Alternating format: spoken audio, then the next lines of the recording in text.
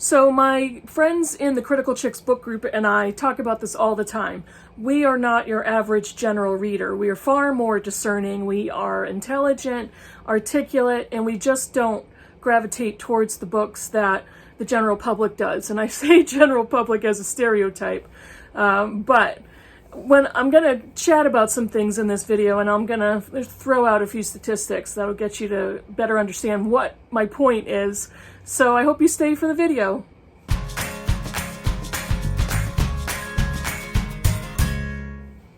Hey BookTube, it's Kim at Middle of the Book March. Today's video is a chat. Now this is based on an article I recently read a few days ago, and I've got notes, my laptop open over here, I might glance in that direction. The article is Books by Women That Every Man Should Read. And they are chosen by famous men, whether they are actors, celebrities, authors, and there were several men that were asked to take part in this project, article, conversation. And the point is for famous men to encourage all men to go out and read more novels written by women. Why is that important? The statistics show us that men, most often, the vast majority of the time they reach for a novel, it's written by another man. 80% of the novels that men pick up are written by other men. And women who read novels, their choice of novels written by men or women is 50-50, or close to it. 55-45 women authors over male authors. But this article primarily refers to cisgender male and female authors. And this has been historically what the statistics have brought to the forefront, is men read other men. Women read a mixture, half and half, close to half and half. So why is this important to talk about? Because stereotypically, a lot of male readers believe that books written by women are basically women's fiction. That stereotype, the label that is given to many novels simply because they are written by a woman. And male readers, I don't know why, gravitate away from women's fiction. I don't know if they believe they don't have anything in common with the content, or they think that a woman's fiction book is going to have to do with women's issues, whatever that may mean. Sometimes they specifically refer to these novels as chick lit, or something a lot lighter than an average novel written by a man. And when I raise my eyebrows, I am quoting a stereotype. So, I wanted to talk about this. I wanted to chat about this because this is fascinating to me, that we are here in 2022 and still the vast majority of books that are read by men are written by men. And why is it that women are far more likely to read books of an author of any gender? So I think it's basically historical programming. Women throughout history of literature have been programmed to read books by men primarily because those are the books most likely to appear on the list of Western canons, or list of best books you should read in your lifetime, or classics, or modern classics. The majority of those books are all written by men. And even in schools and in college programs, the vast majority of books that are in a syllabus, if it's a literature course, are written by men. Unless you are taking a specific women's literature course or a women's studies course in college, then you will find a majority of female authors. But you have to take a specified, specific course in a sub-major of a university. Back in the day when I was in college in 1984, 85, I took an American literature course, and in the syllabus of 12 books that were assigned, one was written by a woman author. This was an early-ish American literature course. It was 18th, 19th century. There was one work by a woman, and it was Kate Chopin's The Awakening. The Awakening is a novella, if not a long short story. But the rest of the novels were written by men, and it was just an accepted list of who wrote the classics? Who wrote classics of American literature? Obviously, Thoreau, Whitman, Hawthorne, Washington Irving, those types of authors. So there was no question as to those authors would appear on the syllabus. Who questioned where are the women? There were women that were writing works of fiction in the 18th, 19th centuries. So where were they? Why was there only one? Why? I think the professor may have slipped in an Emily Dickinson poem in there somewhere. But where are they? Why do I have to take a course that I feel is segregated specifically for a subgroup that we don't have to include in a college canon, a college list of literature? So it's kind of back and forth, this conversation, because should we have famous men encouraging other men to read books by women? Why is it necessary for a celebrity to show the books by women that they've read and loved and enjoyed? Is this kind of a novelty, or do these men consistently read novels written by women in a mixture of novels written by people of all different genders? Is this a celebrity grab for exposure, for spin? What is this? The Women's Prize was originated because women were being overlooked in major literature prizes. Should we do this? Should we prop up books written by women by famous men? Does that hurt the cause? Does that promote further segregation of female authors? I don't know. Maybe I'm just questioning and I'm asking questions out loud. I'm rambling a little bit. But why? What is the cultural phenomena that causes men to overlook books written by women? I have my own theories, and one of the strongest is that men have just not been conditioned to believe novels written by women have the same authority or credibility as novels written by men. The majority of modern classics and mid-century modern classics are written by men, and it's just been historically accepted that male writers are the better authors. And we'll kind of slide in a few books written by women to make up a list, or to say, oh yes, I've read novels written by women.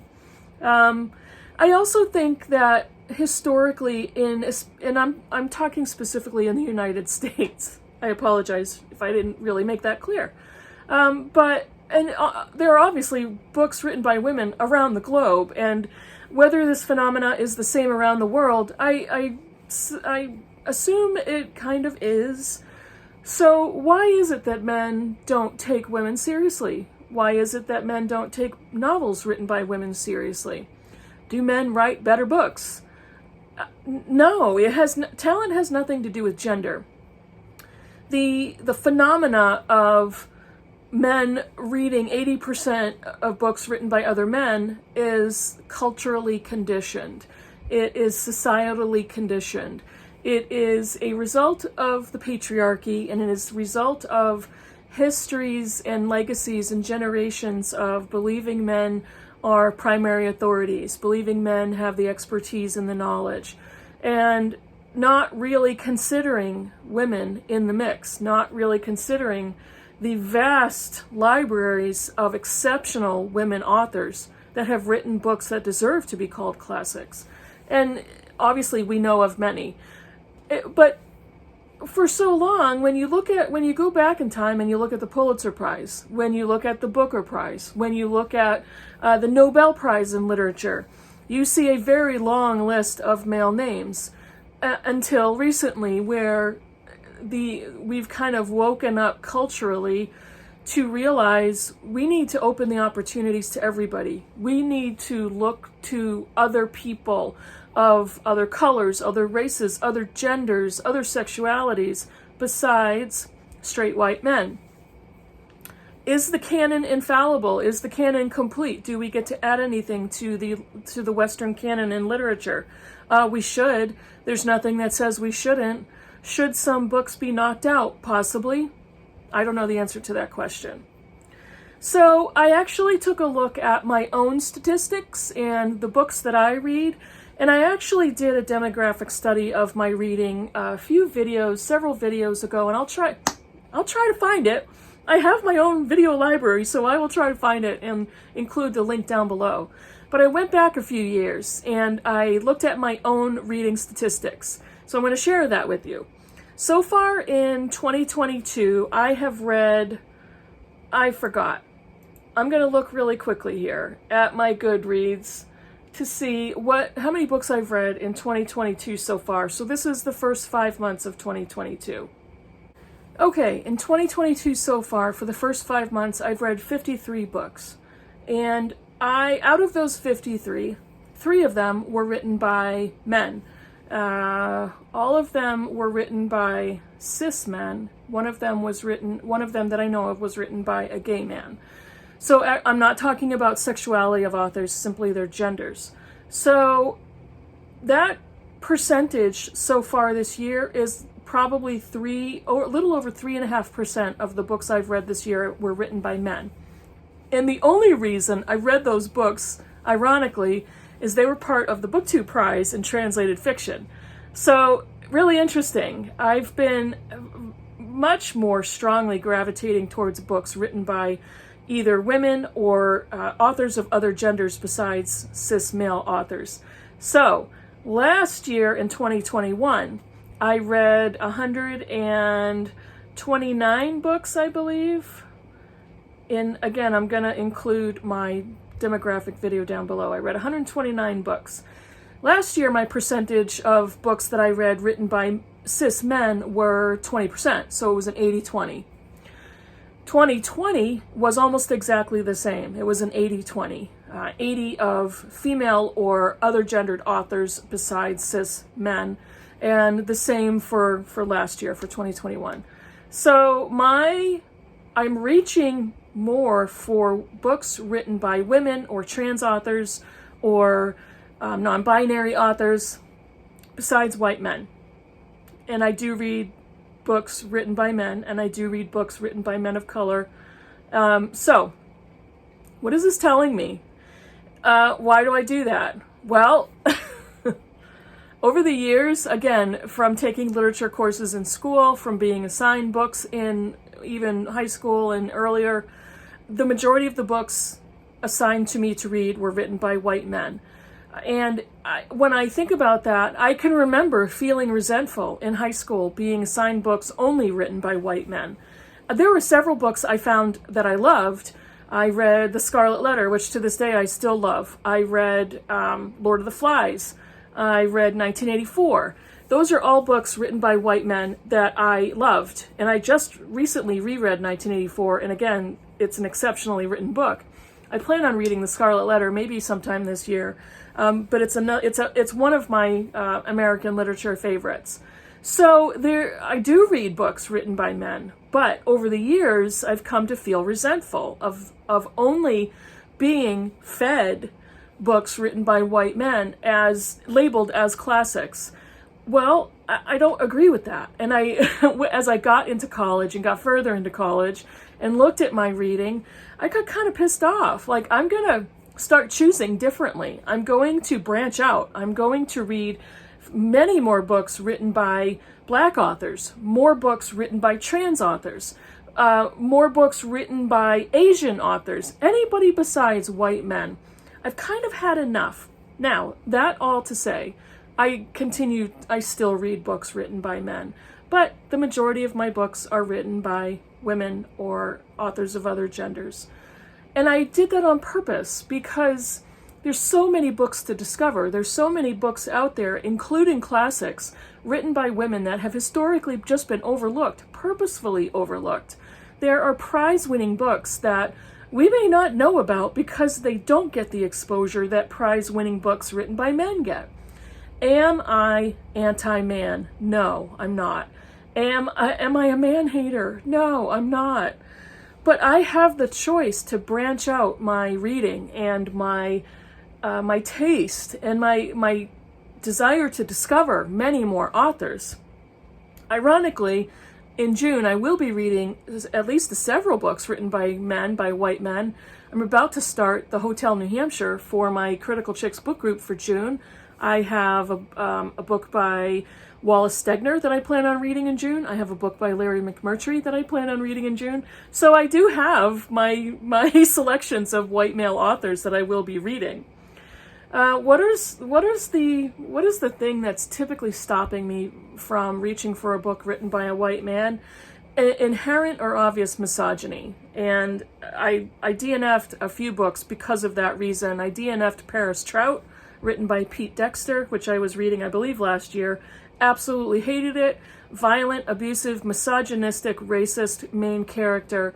And it was throughout the novel, and yes, that was part of the point of the story, but it was just gross. And it was so offensive in a purposeful way that I just thought it was garbage. I read Birdsong by Sebastian Fox. Another video I will link below. I did a whole video on that book, Misogyny in Literature. And again, blatant misogyny, blatant disregard for women, really horrible writing of female characters. And I read the entire book specifically to talk about it. And so those are some very basic reasons why I avoid a lot of books written by white men, because I've been burned. And yes, there are so many good ones out there. There really are. So I'm going to go forward and I'm going to keep the points in that article in the forefront of my mind. I'm going to think about that. I'm going to read books by white men, and I'm going to gauge what my feelings are. I'm going to gauge what my preferences are as I'm going through a book. I am going to see, is this offensive to me? Do I want to DNF it? And I will do that. Do I want to finish the books that I've picked up written by white men? The advantage I have for June is 2 of them are rereads, so I've already read them at least once. There's another book that is Larry McMurtry's book, The Wandering Hill. He's one of my favorite American authors. So we'll see. Yes, I do have favorite authors who are men. So I thought this article was very interesting. There's a lot to think about.